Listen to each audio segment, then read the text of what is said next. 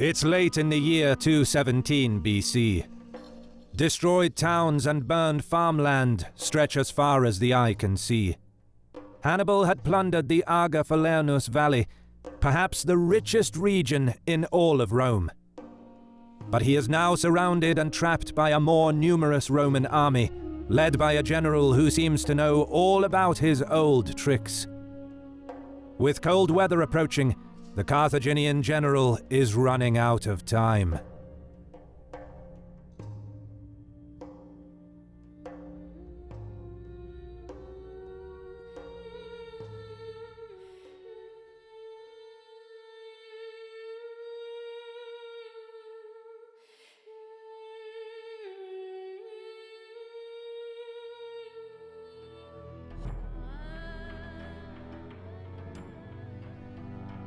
It's summer, 217 BC.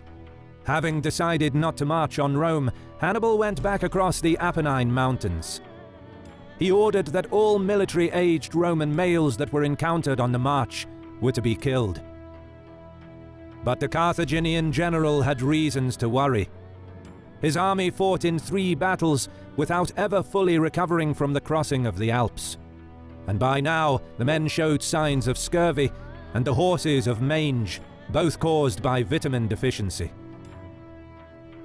After 10 days, the Carthaginian army reached the Adriatic Sea. Hannibal allowed the men to rest and recover through eating the plentiful produce gathered from this rich area. The horses were bathed in the sour wine, which had been captured in great quantities to restore the condition of their coats. Meanwhile, Publius Cornelius Scipio was sent as proconsul to Iberia, with reinforcements of some 30 new ships, 8,000 troops, and fresh supplies. What persuaded the Senate to divert such valuable resources to Iberia at a time when Hannibal was on a path of destruction in Italy was their desire to prevent reinforcements from reaching Hannibal by land.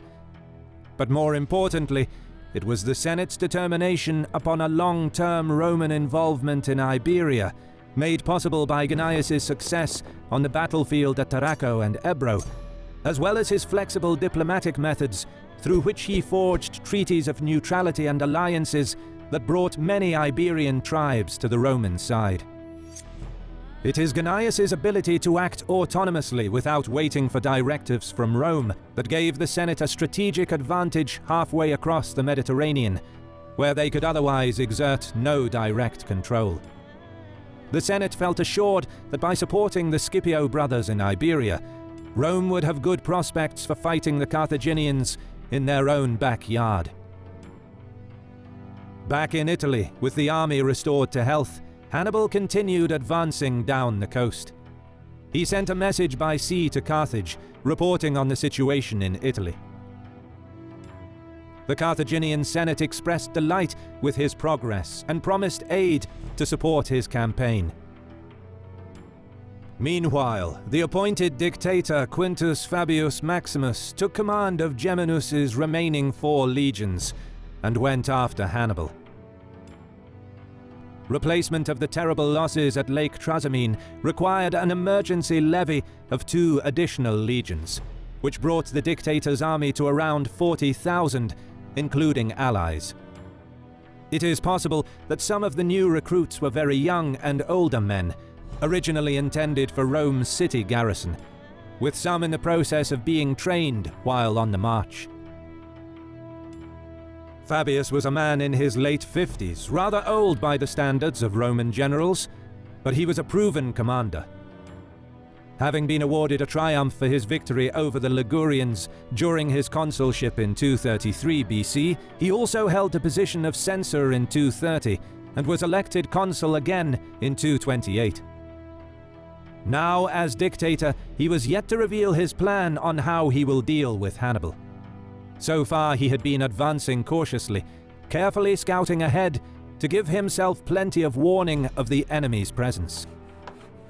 Meanwhile, Hannibal pillaged and burned his way down the coast, accumulating vast quantities of grain, cattle, and other produce.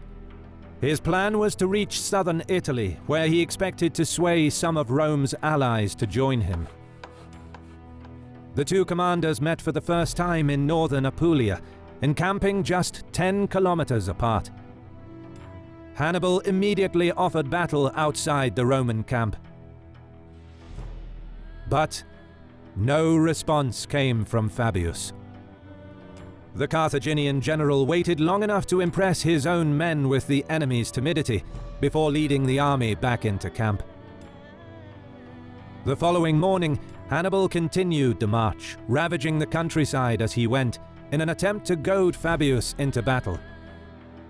He provokingly went past the Roman army back into the Apennine Mountains.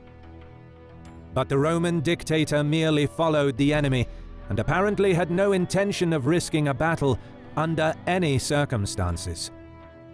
This was certainly wise, as nearly half of his army was made up of raw recruits, and some of the men were in awe of Hannibal, who had defeated the Roman armies on 3 occasions that year.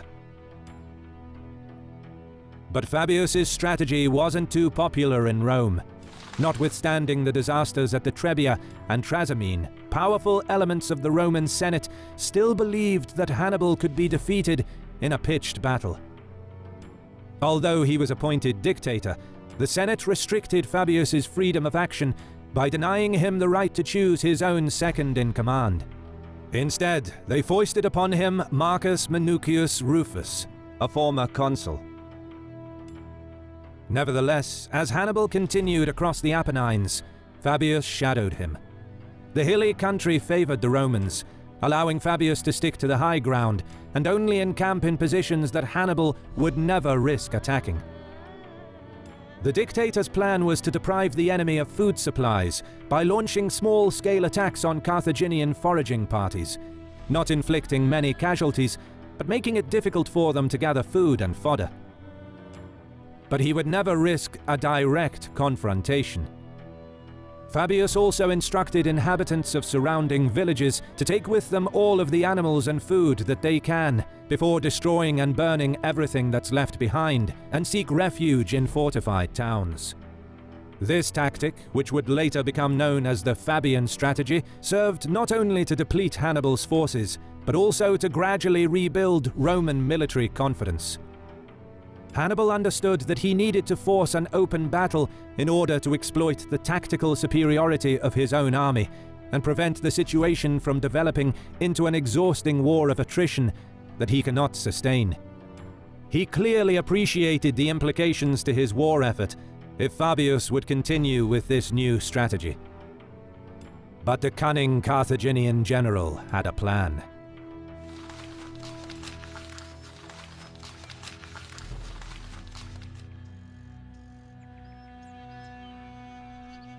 Fabius showed great skill to keep close to the enemy without giving him an opportunity to fight. But by the time Hannibal passed the walled city of Beneventum, the Roman army had fallen 2 days' march behind. The Carthaginian general planned to enter Campania and devastate the Aga Falernus, perhaps the richest area in Rome, famous for its exquisite wines and fertile land that made it the breadbasket of the Republic. He felt that threatening such a prominent area, inhabited by Roman citizens, would either provoke Fabius into giving battle or demonstrate at last Rome's weakness, which would hopefully make Capua, Rome's second largest city, switch sides, along with other cities. Upon entering the valley, Hannibal unleashed his troops, ordering them to strip the region of supplies and then burn all that remained. Immense amount of valuables were taken, as well as vast quantities of supplies and cattle. While Fabius's strategy was already unpopular, now his political power began crumbling as quickly as the burning rich estates and villas. But even when urged to seek battle by an angry Minucius, as well as other officers and displeased troops, the under-pressure Fabius would have none of it. Even though the Aga Falernus was burning, it was not enough to bring him down from the hills to challenge the Carthaginians. Ironically, it seems that Hannibal was the only one who understood the implications of Fabius's plan.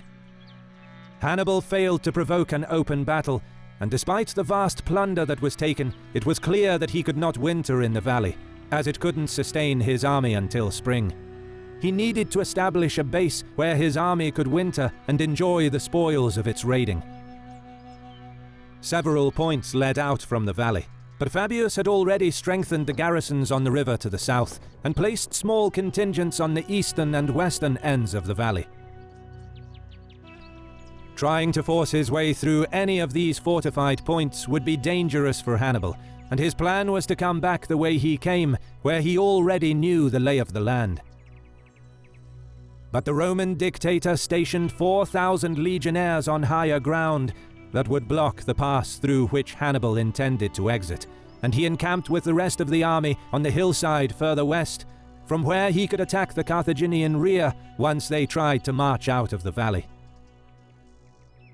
Hannibal knew he was hemmed in, and that once his supplies dwindled, he would be forced to launch a direct attack against fortified Roman positions on unfavorable terrain, where his cavalry would be unusable. And the longer he waited, the worse his situation would become. So he began making preparations.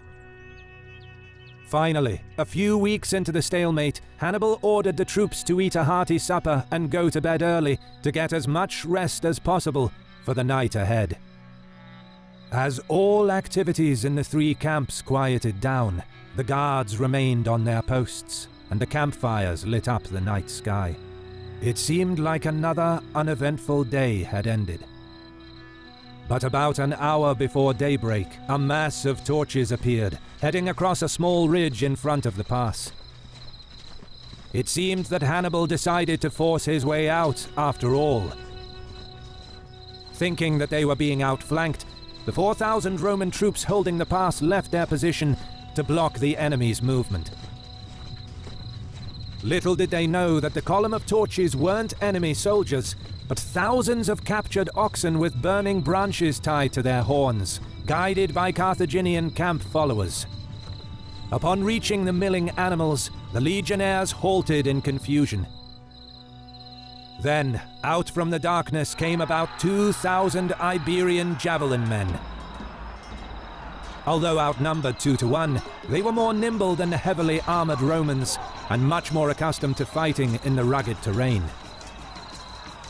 As the fighting raged on the ridge, Hannibal was already moving with the rest of the army in total silence.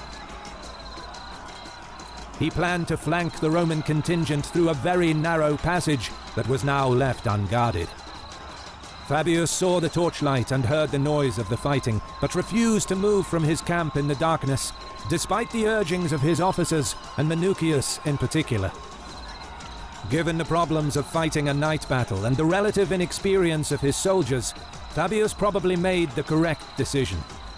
He had no way of knowing whether or not Hannibal was setting up another trap, and it is questionable whether the Romans would have been able to locate and intercept the enemy in time.